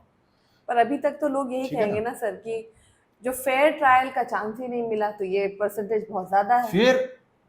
हाँ, फेयर ट्रायल का चांस तो, अब मैं वही तो बोल रहा हूँ ना, आप कितना भी फेयर कर लो, जो बंदा नहीं माना, नहीं हुआ, वो तो मानेगा कि फेयर था ही नहीं, कुछ भी हो जाए, आप कुछ कर लो, it was not fair. Ultimately तो I want people to feel happy in my society. मैं समाज में सबको संतुष्ट चाहता हूँ, that is my definition of success. My definition, सफलता की परिभाषा व्यक्तिगत नहीं होनी चाहिए, कि सबसे बड़ी भूल हो गई है। सफलता सामूहिक होनी चाहिए, व्यक्तिगत कभी नहीं होनी चाहिए। तो जो हम एक सफल का एग्जाम्पल लेके जो घुमाते रहते हैं ना, वो बहुत फ्लॉड है, वो बहुत फ्लॉड है। एक सफलता का एग्जांपल ले, कोचिंग क्लास वाले भी 1000 बंदे ले आएगा और उसमें से 10 तो सफल होगा, 10 के पोस्टर घुमाता करेगा, कोई नहीं पूछेगा 990 कहाँ है भाई तेरे, उसका कोई आंसर कोई नहीं पूछ रहा उससे, बस वो 10 के पोस्टर चिपका रहा है। तो ये तो मेरे लिए सफलता की वो परिभाषा ही गलत है, जिसमें कुछ व्यक्तिगत सफलताओं को हम चुन चुन के दिखा रहे हैं और बाकी जो विफल हो गए। मेरे को चाहिए कि मेरे समाज में जितने लोग हैं वो संतुष्ट होकर रहें, तभी समाज जो सभ्य रहेगा। अदरवाइज ये जितने फेलियर लोग हैं, अगर वो मान भी लेता है, even if he accept that okay I am good, probably ये बंदा, मैं और आप कंपटीशन में बैठे, आपने क्लियर किया मैंने नहीं किया, मैं मान भी लेता हूं कि Divya was far more intelligent, but I still want to catch up to you. If not that way, I will do something else, something else करूंगा मैं, जिससे कि मैं आपसे आगे निकल के दिखाऊं, पैसे कमा के दिखाऊं। 1000 में से 10 बच्चे सिलेक्ट हुए, 990 रह गए। वो 990 भी तो इसी समाज में है, मेरे लिए वो भी उतने ही जरूरी हैं हमारे समाज के लिए जितने वो 10 जरूरी है, मेरे लिए रत्ती भर फर्क नहीं है, ठीक है ना। तो मैं इसको, I don't call it a very successful model in which 99% of our youth are coming out frustrated and been stamped as failure. That's very dangerous. When you stamp somebody as failure in this system is a very dangerous thing that we are doing it, because जब किसी को आप विफलता और असफलता, even if it is fair enough, even if he accepts, वो मान लेता है हाँ यार मैं किसी काम का नहीं हूँ जिंदगी में, सही है ये बंदा जो मेरा निकला है भाई, निकल गया, सही है, मैं वाकई में मेरे समझ में नहीं आया, मैं पढ़ नहीं सकता, मैं बेकार हूँ, जिंदगी में किसी काम का नहीं हूँ, तो क्या करेगा वो, सुसाइड तो करेगा। पर सर ये जो इंस्टीट्यूट, सुसाइड की बात तो अलग है, पर ये जो इंस्टीट्यूट्स चल रही है उस पर मैं आता हूँ ना, तो सबसे पहले उस पर कहता ये व्यवस्था ही गलत है कि 99% लोग उसको हम जो असफल का स्टैंप लगा देते हैं वो गलत है, ठीक है ना। अब ये मैंने बताया कि फिर ये प्रारंभ कैसे हुआ। इस प्रारंभ बड़े अच्छे नियत से हुआ था, जब एक मास्टर जी देख रहे थे कि मैं 30-40 बच्चों को पढ़ा रहा हूँ और इसमें मुझे सिलेबस पीरियड में कवर करना है, उस स्थिति उस गति से जब मैं पढ़ा रहा हूँ तो मेरे ये 2-4 बच्चे हैं, थोड़ा सा स्लो पिकअप है इनका, यार ये उतना शायद नहीं समझा पाए, तो उनको बोला बेटा मैं तुमको अलग से पढ़ा लूँगा, यहाँ से कोई ट्यूशन जिसको बोलते हैं ना वो शुरू हुआ था। फिर जो बच्चे पढ़ाई में जिनका मन नहीं लगता था, माँ बाप या उसको भी भेज देते थे, इसको मास्टर जी अलग से पढ़ा लो व्हाटएवर। तो यानी कि जो थोड़ा वीक लिंक थे, वीक लिंक पे फोकस करने के लिए ये एक्स्ट्रा पढ़ाने का जो प्रचलन स्टार्ट हुआ था, which is very good intention. और इसके बाद एक मास्टर जी और कुछ कर नहीं रहे हैं, जीवन यापन उनका इसी से होना है, परिश्रम कर रहे हैं तो कुछ मिलना चाहिए, तो एक ट्यूशन फी छोटा मोटा हम्बल सा वो पेरेंट्स से चार्ज करते थे। और गांव में तो वो भी नहीं होता था, ये बिहार में बोला दही चूड़ा खिला देते हैं, उनको भोजन ही करा देते हैं, बस मास्टर जी इसी पर वो पढ़ा लेते थे, ठीक है, फैंटास्टिक इनफ, गुड इनफ, वहाँ तक था। 10-15 बच्चे पढ़ाते थे, वहाँ तक ठीक था। उसके बाद ये 1990 के आसपास क्या हुआ, ये ऑर्गेनाइज्ड कोचिंग इंस्टीट्यूट के रूप में बनने लगे, लोग क्लासरूम कमर्शियल स्पेस में क्लासरूम बनाने लग गए, हायर करने लग गए। फिर डमी स्कूल्स वाला सिस्टम शुरू हो गया, जिसमें डमी स्कूल्स क्या होता है? डमी स्कूल मतलब कि कोचिंग वालों को लगने लगा कि यार मेरे को बच्चा पूरा स्कूल जाता है, शाम को आता है, 1 घंटा मिलता है, मेरे को 10 घंटे चाहिए इसको पढ़ाने के लिए, तभी मैं रिजल्ट और तगड़ा ला पाऊंगा। तो वो नॉर्मल एक छोटे मोटे स्कूल जो अनरिप्यूटेड सा स्कूल है उनके साथ साठ-गांठ करके उसमें एडमिशन करा दिया, सिर्फ ऐसे एनरोल करा दिया, नॉर्मल ट्यूशन स्कूल की फीस दे दी, स्कूल के भी फायदा है, उसको कुछ करना है नहीं, पढ़ाना नहीं, कुछ नहीं करना, तो कोई चेक नहीं करता कि बच्चे वहां, सबको पता है, ये ओपन सीक्रेट है, ये पेरेंट्स को पता है, सरकार को पता है, व्यवस्था को पता है, एजुकेशनिस्ट को पता है, सबको पता है। बहुत पहले से मैं सरकार की ये पार्टी वार्टी नहीं करा, पूरे देश में चलता है ये, चाहे इस पार्टी की सरकार हो उस पार्टी की सरकार हो, शुरू से चल रहा है ये। और आ रहे हैं वो कोचिंग क्लास में, सुबह शाम तक स्कूल जा ही नहीं रहे, अटेंडेंस स्कूल की सारी फर्जी है, ठीक है ना, इसको डमी स्कूल बोलते हैं। अब ये धीरे धीरे जब बढ़ने लगा, बढ़ते बढ़ते फिर क्या हुआ, इतने बड़े बड़े ये ऑर्गेनाइज्ड इंस्टीट्यूट बनने लगे कि आज की डेट में आप दंग रह जाएंगे कि ये बड़े बड़े एस्टैब्लिश्ड इंडस्ट्रियल हाउसेस की तरह के टर्नओवर हो गए हैं। तो जैसे एलन कैरियर इंस्टीट्यूट है, उसका 3,200 करोड़ से 3,500 करोड़ का टर्नओवर है, 3,500 करोड़ का टर्नओवर है। हाँ, इसमें वेंचर कैपिटलिस्ट इन्वेस्ट करना शुरू कर देते हैं सब में। फिजिक्स वाले का 3,000 से 3,900 करोड़ है। आकाश एजुकेशन इंस्टीट्यूट, क्या आप उनका नाम बता सकते हैं? इन्वेस्ट जैसे अब ये एलन वाला है, इसमें बोधी ट्री और मुर्दोच है, 600 मिलियन की फंडिंग है। फिजिक्स वाला में एडटेक यूनिकॉर्न है, विद्यापीठ ऑफलाइन जो है वो इन्वेस्ट कर रहे हैं। आकाश एजुकेशनल सर्विसेज है, जिसमें 2,000 करोड़ से 2,470 करोड़ 2,470 करोड़ टर्नओवर है। ब्लैकस्टोन और बाइजूस इसमें इन्वेस्ट करते हैं। श्री चैतन्य नारायण ग्रुप है, 4,000 करोड़ प्लस का टर्नओवर है इसमें, 4,000 करोड़ प्लस का टर्नओवर है इसका। और सबसे छोटा, सबसे हम्बल जो बोलते हैं, सबसे लोएस्ट मैंने लिया, बीच का सारा स्किप करके, खान सर का Khan global studies and GS centre बोलते हैं, इनका टर्नओवर इनका टर्नओवर 50 करोड़ से 150 करोड़ प्लस तक का इनका भी टर्नओवर है। पर ये तो फ्री में पढ़ाते हैं जहां तक हमें ये पता फ्री में नहीं, इनका मॉडल दूसरा है। इन्होंने क्या देखा कि ये जो ऊपर वाले बाकी सारे हैं, इनका कस्टमर टारगेट है जो पैसे दे सकते हैं लोग, वो उन्होंने कैप्चर कर लिया। तो बाकी लेकिन आकांक्षा तो सबकी सफल होने की है, तो जो लोअर इनकम वाले ग्रुप हैं उनको दिया, और फीस इन्होंने बहुत कम रखी, और इन्होंने ऑनलाइन पे ज्यादा फोकस कर दिया क्योंकि उसमें इंफ्रास्ट्रक्चर कॉस्ट कुछ नहीं है। यूट्यूब पे डालते हैं ये, और उस पर सब्सक्रिप्शन फी लेते हैं। सब्सक्रिप्शन फी 2000 से लेकर 1000 रुपए तक का लो कॉस्ट मॉडल है। इस पे आप सब्सक्रिप्शन कर सकते हैं, जो कि नॉर्मल गरीब लोग भी कर लेते हैं। बट इसमें फिर क्या होता है, इतनी बड़ी आबादी हमारी नॉर्मल लोअर इनकम ग्रुप की आबादी बहुत बड़ी है, बहुत सारा सब्सक्राइबर इनके बन जाते हैं, जिसके कारण कि इनका भी टर्नओवर अच्छा खासा हो रहा है। तो मैं इसका शॉर्टकट में मिनिमम जो है वो भी 1 से 150 करोड़ तक बना ले रहे हैं। कितना बड़ा बिजनेस है। हाँ, मतलब ये जो पॉपुलर जितने नाम है उनकी बात कर रहा हूँ मैं, और भी छोटे मोटे बहुत हैं, ये पॉपुलर की बात कर रहा हूँ। जो देश भर में पॉपुलर है, इसमें सबसे छोटे से लेकर सबसे बड़ा की बात कर दी मैंने, जो पूरे देश में जाने जाते हैं, इनका है। अब एक बात बताइए, इतना पैसा जब इन्वॉल्व होगा तो मार्केट में, अच्छा जो इतने पैसे कमा रहे हैं, इतना बड़ा टर्नओवर कर रहे हैं, इतने बड़े बड़े वेंचर कैपिटलिस्ट के साथ उठ रहे हैं, बैठ रहे हैं, यानी कि इनके बड़े बड़े लोगों से संबंध बनेंगे, तो इसके पास पैसा है, बड़े बड़े लोगों के साथ उठ रहा है, तो यानी कि पावर है। अगेन ये सब कुछ, everything is circling back to again corruption. Corruption हो गई होगा ना। हम करप्शन पे रोना रोते हैं, मैं कारण पे आ रहा हूं ना। जब इतना रहेगा तो करप्शन होगा ही। कई बार मैं ये भी कह सकता हूं, हो सकता है पेरेंट्स ने मंगाई ना हो लीक क्वेश्चन पेपर, भाई उसको रिजल्ट दिखाना है। जब इतना टर्नओवर हो रहा है उसका, he has to show output like any industry. तो उस रिजल्ट दिखाने के लिए प्रोबेबली कोचिंग इंस्टीट्यूट खुद ही लीक करवा के और सिर्फ गेस्ट पेपर प्रैक्टिस के रूप में पढ़वा देता हुआ है। और ये गेस्ट पेपर बोल के इस बार भी जो पढ़ा दिया, पेपर लीक हुई है, तो गेस्ट पेपर बोल के तो बोल के पढ़ा दिया, बोल रहे हैं ना वो 180 नहीं कहीं तो बोल के पढ़ाया है। 180 में से 135 क्वेश्चन मैच हो रहे थे। हाँ, तो बोल के पढ़ा दिया, बच्चे पास हो गए।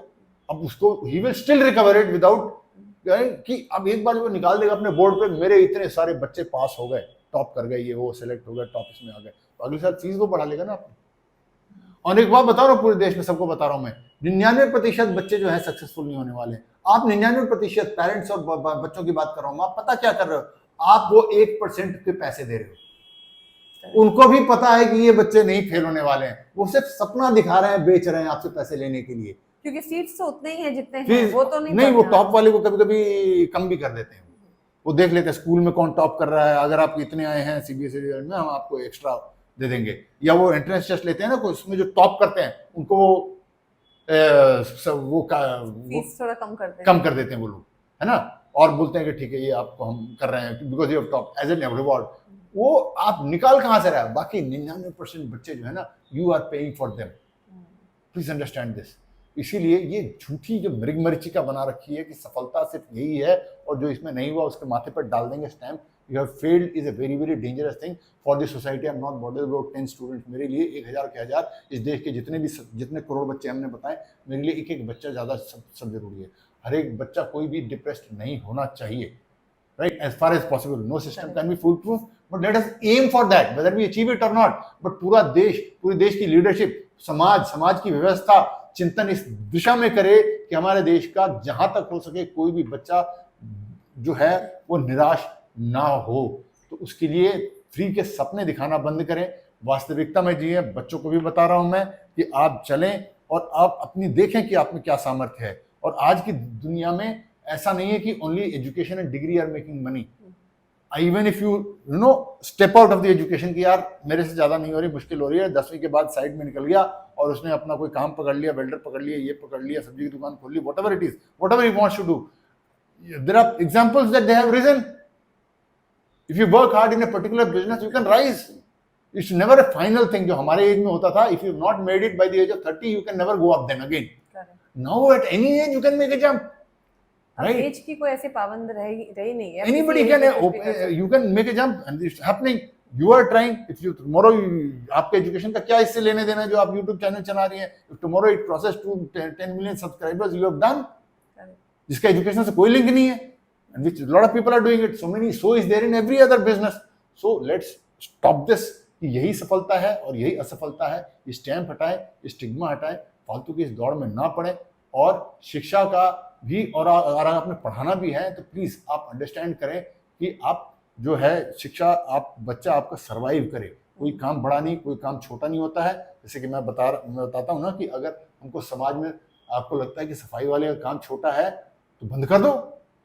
कल को आपका पूरा शहर तो बोले नहीं, घर गंदा हो जाएगा, शहर गंदा हो जाएगा, चलेगा नहीं, तो भाई उसके बगैर चलेगा नहीं, तो भैया सम्मान दो उसको। और अगर वो छोटा काम है तो बंद कर दो। मैं चाहता हूं, मैं एक ऐसे समाज की कल्पना कर रहा हूं जिसमें कोई काम छोटा ना हो, और अगर छोटा है तो बंद कर दो। सही बात है। जैसे पहले मैला उठाते थे, अब नहीं है, फैंटास्टिक, बंद हो गए, सही बात है। अगर लेकिन अभी भी किसी ना किसी मशीन से ही सही उठाना तो पड़ेगा, तो वो तो हाँ वो करना पड़ेगा, तो उसको छोटा मत मानो। तो इस प्रकार से करें, सब आदर करें, सम्मान करें और आगे बढ़ें। और ये जो, और एक और बात बताता हूं मैं आपको, ये थोड़ा सा, ये कारण है हमारे समाज में नैतिक मूल्यों के पतन होने का। जो रिच है वो रिच होता जा रहा है। नहीं, वो नहीं बोल रहा। Again you are defining rich as good. Why is a normal middle class being not good? Why is being poor not good? Poor in the sense सर पे छत, दाल रोटी का जुगाड़ है, कपड़े का जुगाड़ है, रोटी कपड़े मकान का डिसेंट जुगाड़ है। Why is that not good? Why is only a rich being called right and this being called is wrong? No, मैं वो नहीं कह रहा हूं। मैं the point is, you see, moment a child opens his eyes, होश संभालता है today. Just I'm now opening a slightly thing which may not people agree, is that पुरानी हमारी जो कर्म व्यवस्था थी ना, वो बिल्कुल सही थी इस दृष्टिकोण से। किस तरह से सही? मैं बताता हूँ। बच्चा पहले आंख खोलता था, वो देखता था मेरे पिताजी किसान है, मुझे यही काम करना है। उसके पास मैं सर्वाइव कैसे करूंगा, उसका कोई प्रेशर ही नहीं है। सर्वाइव तो ये खेत है, मेरे पास आने वाला है, मेरे पिताजी बड़ा ही है, ये मेरे पास आने वाला है, जो उसके पिताजी कर रहे हैं वो मेरे पास आने वाला है, मेरी रोटी पानी का जुगाड़ है। अब जब आप, और माँ बाप भी नहीं चाहते कि मेरा ये बच्चा जादू करेगा, हाँ ये मेरा काम संभालेगा, तो माँ बाप भी प्रेशर में नहीं है कि बेटे को क्या कराऊं, बेटे को क्या कराऊं, बच्चा भी प्रेशर में नहीं है। तो अब आप बच्चे के नैतिकता पर ध्यान दे सकते हैं। पर ये चीजें वैसी रही नहीं ना, जैसे अब जैसे किसान। एक मिनट, लेट मी कंप्लीट। अब जब आप बच्चा आंख खोलता है, होश संभालता है, तो देखता है, तब माँ बाप क्या बोलेगा? पहला क्वेश्चन आप बच्चे के बातचीत करना शुरू करेंगे 5-6 साल का, एक सवाल पूछे, बेटा क्या करेगा बड़े हो? बच्चा देख रहा है, इसका मतलब ये कह रहा है मेरा माता पिता कि भैया मैं 25-26 से ज्यादा साल के बाद की गारंटी नहीं मेरी, देख ले अपना हिसाब किताब। How will you survive? Now start thinking on this. Now moment you put somebody survival at stake, आपके माइंड में कोई विचार नहीं आ सकता। तो ये जो हम बोले नैतिकता, ये नहीं आएगा। उसका दोष नहीं है इस व्यवस्था में, इस व्यवस्था का दोष है कि हर एक बच्चा अपना सर्वाइवल सोच रहा है। सर्वाइवल का डेफिनेशन सबका होता है कि मेरा पिताजी जिस लेवल पे है उसमें तो पहुंचना है, इनफैक्ट उससे बेटर करना है, उससे बेटर करना है, उससे नीचे गया तो खत्म है, राइट? तो उस लेवल पे यार मेरा पिताजी आर्मी अफसर बन गया तो मुझे भी आर्मी अफसर के बराबर कुछ तो करना पड़ेगा ही ना। मैं कांस्टेबल पुलिस में नहीं बन सकता। अब वो प्रेशर में है बच्चा, अब उसको नैतिकता वैतिकता भाड़ में जाए। ईमानदारी सीख ले बेटा, नैतिकता सीख ले बेटा, शिष्टाचार सीख ले बेटा, बड़ों का लिहाज कैसे करना है वो सीख ले बेटा, लोगों की हेल्प कैसे करना। अरे भाड़ में जाए, मेरे को पहले सर्वाइवल की तुमने खतरे में डाल दिया मेरा, अब तुम ये बात कर रहे हो। इसीलिए पतन हो रहा है बाकी मूल्यों का, क्योंकि हर एक बच्चे के सर्वाइवल ही गारंटीड नहीं है इस व्यवस्था में। और माता पिता को भी टेंशन है, अरे भाड़ी बाकी मूल्य बाहर जाए, पैर छुए ना छुए मेरा बेटा, पहले भाई तू अपने जुगाड़ कर यार, तो 25-26 साल में कुछ कर ले, मैं निश्चिंत हो जाऊं।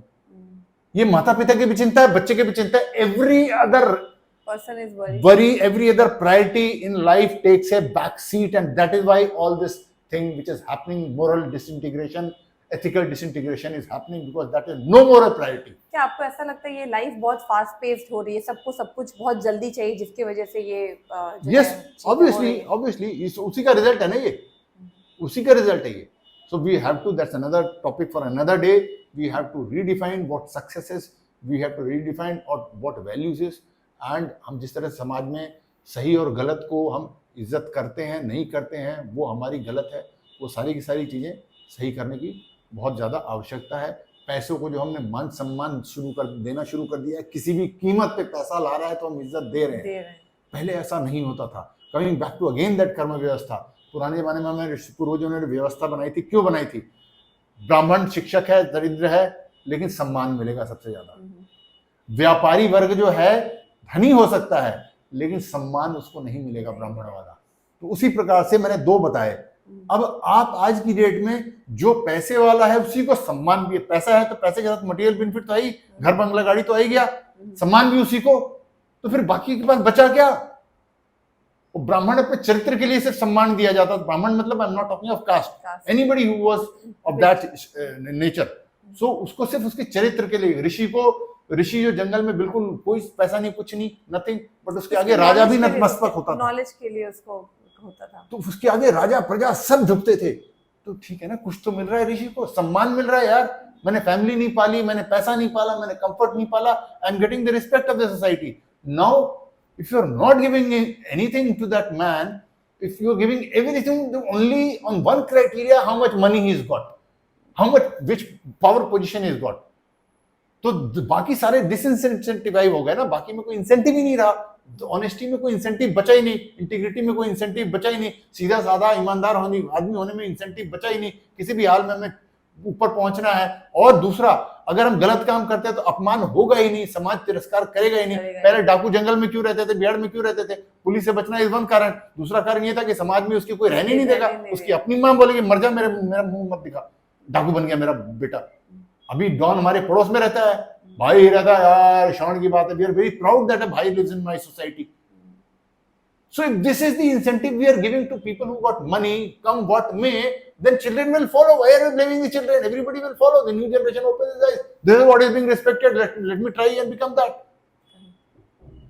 और मेरे अपने बाहर की छोड़ो, अपने घर में बच्चा खोलते देखते हैं, मेरा चाचा जो है वो तो बहुत पैसे वाला आदमी है, ताऊ जी मेरे सिंपल आदमी है, छोटी मोटी नौकरी करते हैं, शायद क्लर्क हैं और स्कूटर पे आते जाते हैं, बहुत भले आदमी है, लेकिन चाचा बहुत पैसे वाले और व्हाटएवर रीजन, तार भी है, कलेक्टर भी, व्हाटएवर, मैं ये नहीं कहूं, उसको ही देख के तो वो देखता है कि मेरे माता पिता उसी के पास भाग रहे हैं, चाचा जी के पास चलेंगे, चाचा जी आएंगे, चाचा के पास जाएंगे, चाचा जी आए, इस तरीके से तो बात ही नहीं करते। अब बोले बेटा ईमानदार, मैं ईमानदारी के तुम खुद इज्जत नहीं कर रहे, मेरे को बोल रहे ईमानदार।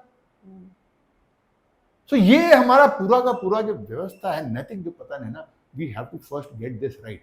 किसी भी समाज को सही करने का ना और कोई लेक्चर नहीं है, ये पॉडकास्ट लेक्चर प्रवचन किताब कुछ नहीं होता, nothing works. The day society starts respecting the right people and starts disrespecting the wrong people, the new generation open his eyes and sees okay, this is what is being respected, this is not is being respected, I will move towards this, is simple as that. अब ये बहुत सारी चीज़ें आपसे आज जानने को मिला, आपने बहुत अच्छी अच्छी बातें की, कैसे सिस्टम में चेंज होना चाहिए। हमने ये भी बात की कि कैसे हमें जो आपका कोचिंग सेंटर है ये भी चेंज करना चाहिए। अब जाते बंद कर देना चाहिए कोचिंग सेंटर, बंद कर देना चाहिए, क्लोज इट। मैं आपसे जाते it should not be allowed to function as a business.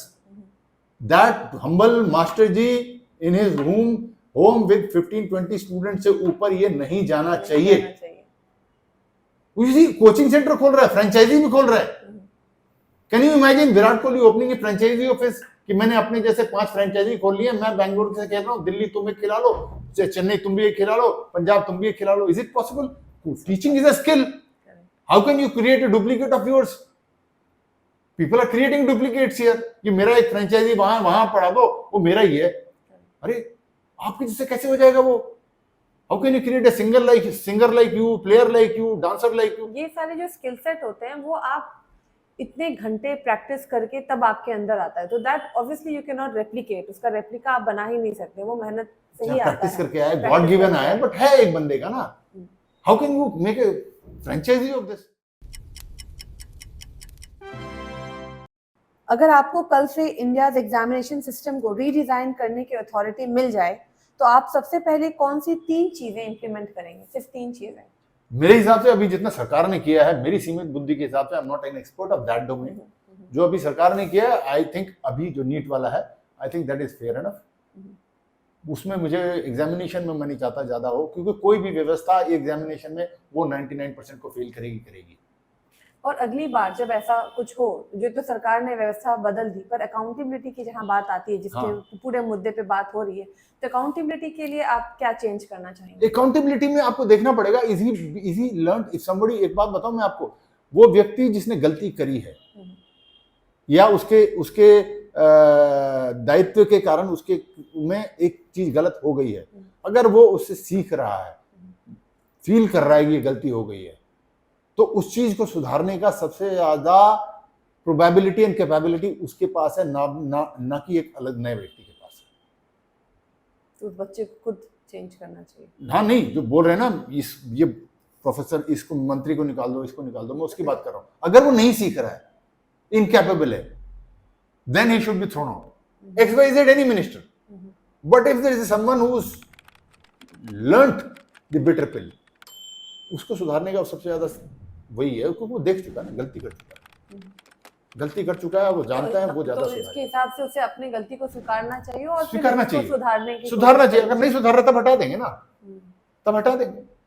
मेरे को उससे कोई मतलब नहीं, कोई ये रहे हटे, मेरा कोई एक पर्टिकुलर मिनिस्टर से कोई लेना देना नहीं है।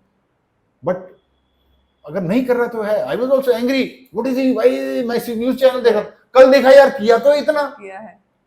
ये मीडिया में चीजें आती नहीं है अभी, वो सबको सेंसेशनलाइज चाहिए ना। मीडिया वही दिखाती है जो लोग देखना चाहते हैं, जो एक्चुअल फैक्ट्स है यस, वो आजकल मेन स्ट्रीम मीडिया में तो दिख ही नहीं रहा है। लोग यूट्यूब देख रहे हैं और जान रहे हैं कि एक्चुअल चीजें क्या चल रही है on the ground. Main stream YouTube सब में मैं देख रहा हूँ, ये चर्चा कहीं नहीं है, कहीं नहीं है, ये चर्चा कहीं नहीं है। सिर्फ एक पक्ष है, एक ये पक्ष है, कुछ लोग इस पक्ष को लेके बैठे, कुछ लोग इस पक्ष को लेके बैठे, कुछ लोग एक और पक्ष लेके बैठे हैं, वो मुझे पता।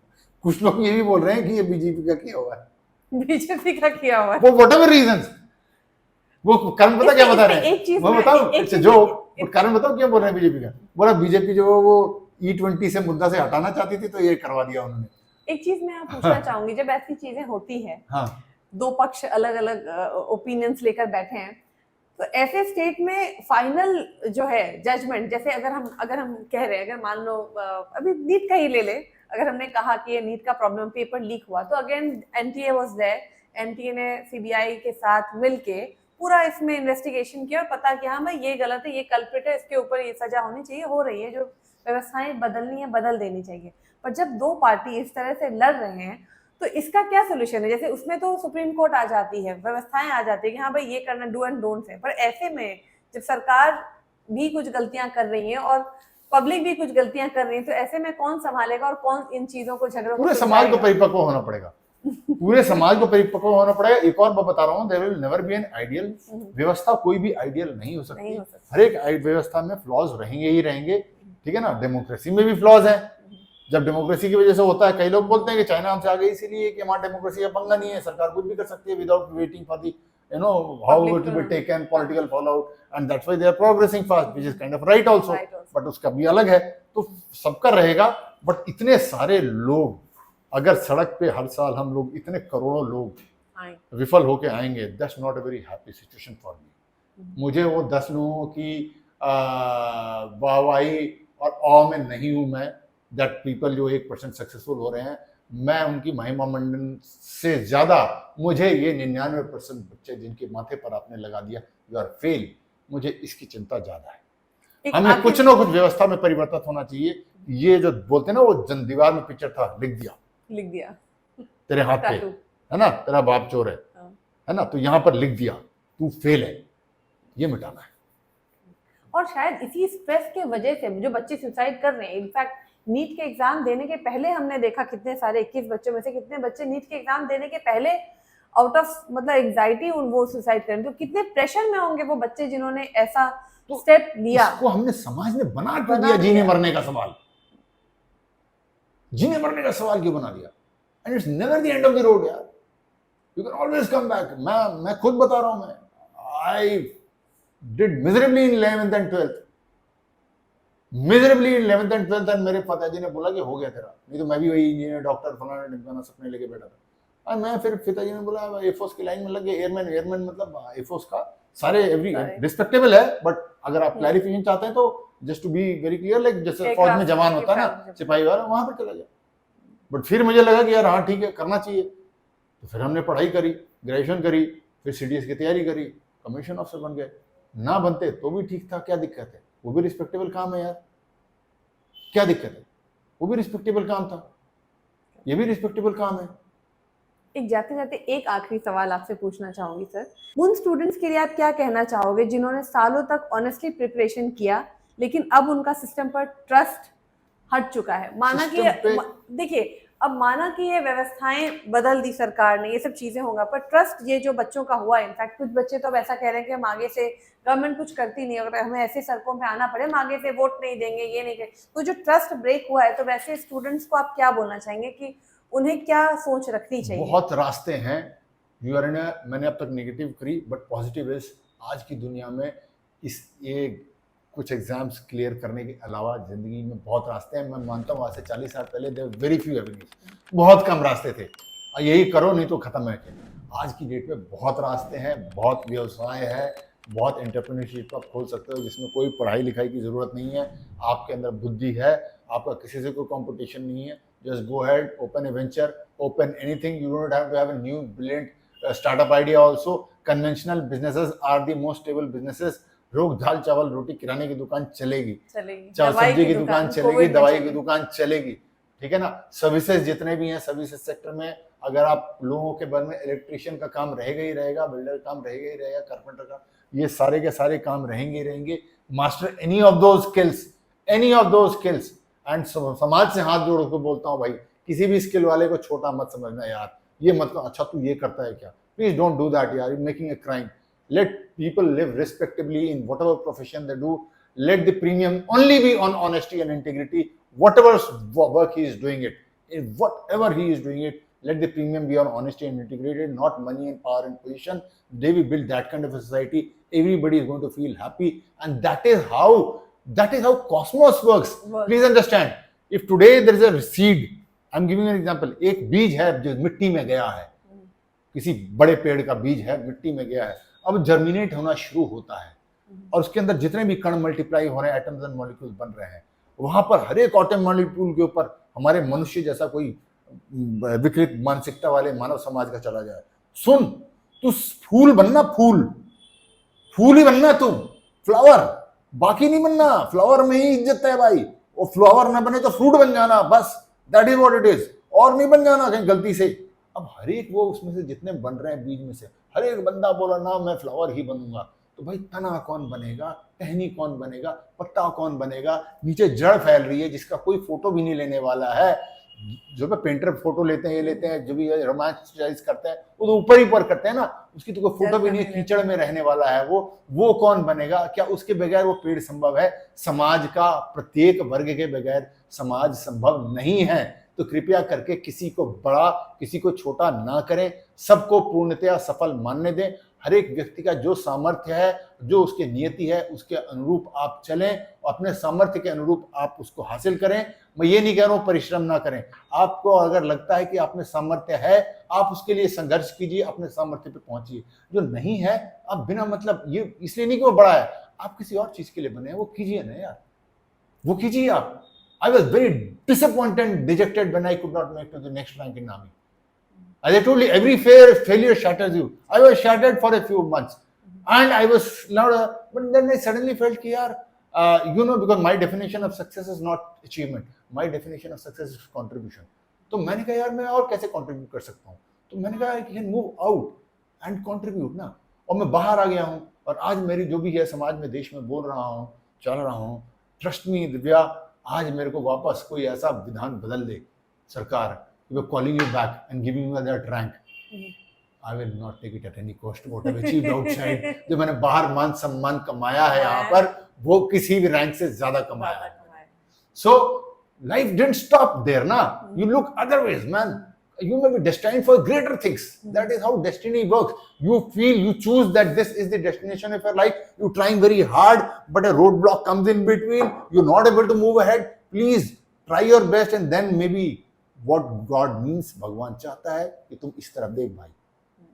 तो मेरे लिए भगवान ने सेना में वहां रोका कि भाई तू दूसरी तरफ देखना शुरू कर, तेरे को मैंने कोई और काम बता रखा है। You're destined to do something else. So I turned outside. And I'm doing what I'm doing. So life is very beautiful. Please go ahead. Not only career, in relationships, in everything. You will not get everything. हर एक बच्चे को मैं बोल रहा हूँ, मैं सब कुछ बढ़िया नहीं होगा, अच्छा होगा। हम बोलते हैं बुरा होगा, बट ईश्वर जो करता है वो भी अच्छा सब के लिए अच्छा ही करता है। होता है। अगर भगवान राम को वनवास ना दिया जाता तो रामायण ना बनती। उस वक्त उनको लग रहा होगा कि बुरा हो गया शायद, राम जी थे उनको नहीं लग रहा था। साधारण मनुष्य को तो बुरा लगता ही गया सिंहासन मिलते मिलते, but then he was destined to do greater things, that is why he is called Ram. So whatever will happen, it will happen for good. Please take it that way. You're destined for greater things, and you go and contribute. जहाँ भी हो, you do your job, the best possible job, and go back happy that I have done my best. That is about it, and that's it. समाज किसी को बड़ा बनाता है, समाज किसी को छोटा बनाता है। ये समाज की विकृत मानसिकता है। सफलता और असफलता इनसे नहीं होती है। समाज को, कहानीकारों को हीरो चाहिए, विलन चाहिए, लेकिन इतिहास सिर्फ हीरो और विलन से नहीं बनता है। रामायण सिर्फ राम से नहीं हुई थी। राम जितने बड़े महाराम के साथ साथ प्रत्येक आखिरी वानर भी उतना ही सम्मानित है मेरे लिए। पूरी राम की सेना उतनी ही सम्मानित है। तो वो सारे के सारे मिलके रामायण बनता है। तो आपके भाग्य में अगर राम बनना लिखा है, प्लीज गो अहेड। आपके भाग्य में हनुमान बनना लिखा है, तो जब आपको जीवन में कोई राम मिल जाए उसको समर्पण कर जाओ यार, उसके पीछे लग जाओ, उसको अपना गुरु मान लो, आप भी तर जाओगे। वरना Hanuman ji was moving around aimlessly in his life, he got Ram, he followed him. हर एक वानर तर गया उनके चक्कर में ना, वरना पेड़ पे ही तो घूम रहे थे सारे aimlessly. So they did what they could do. आपके जीवन में जो लिखा है, please go ahead and do that and be happy that I contributed my best. आप नल नील हो, आपके पत्थर उठा के पुल बनाना ही लिखा था, अब हनुमान नहीं थे, तो is Nal Neel lesser successful than Hanuman? No, Hanuman की जो कैपेबिलिटी थी उन्होंने किया, नल की लिए जो कैपेबिलिटी थी उन्होंने किया, आखिरी वानर की जो कैपेबिलिटी थी। Have you done your best in contributing to the noble cause is the bottom line, should be the bottom line of the entire family, entire society, every human being, and then we going to have a very happy and peaceful life. Society, a very happy moral ethical समाज, जहाँ सब संतुष्ट होंगे, सब प्रसन्न होंगे, सब एक दूसरे का आदर कर रहे होंगे, जहाँ कहीं कोई ईर्ष्या नहीं होगा, कहीं कोई द्वेष नहीं होगा। ये आइडियल सिचुएशन है, बोल रहा हूँ मैं, but this is what we should aim for, what we are aiming for is flawed. Thank you so much for your brilliant conversation. I think बहुत कुछ सीखने को मुझे भी मिला है आज, कि किस तरह से, किस नज़रिए से जीवन को जीना चाहिए, किस तरह से हताश ना होकर हर चीज़ में अपॉर्चुनिटी ढूंढना चाहिए, अगर एक नहीं तो दूसरा, पर हमेशा ज़िंदगी आगे बढ़ाने का सोचना चाहिए। कहीं पे एक छोटे से एग्ज़ाम की वजह से ज़िंदगी कभी रुकती नहीं है। ये बेसिक सा चीज़ है जो हर बच्चों को, हर पेरेंट्स को समझना होगा। और एक कोई एग्ज़ाम ये नहीं बता सकता कि आपका बच्चा बुरा है या भला है। ये स्ट्रेस आप मतलब मन से निकालिए अपने बच्चों के और खुद के भी, ताकि बच्चे एग्ज़ाम से डरे नहीं। ये जो केसेस जो हम बैठे हैं, 21 बच्चे सुसाइड कर रहे हैं या बच्चे धारणा पे निकल रहे हैं, वो निकलने की ज़रूरत ही नहीं पड़ेगी। तो आई होप कि मेरा ये पॉडकास्ट आप सबको अच्छा लगा हो।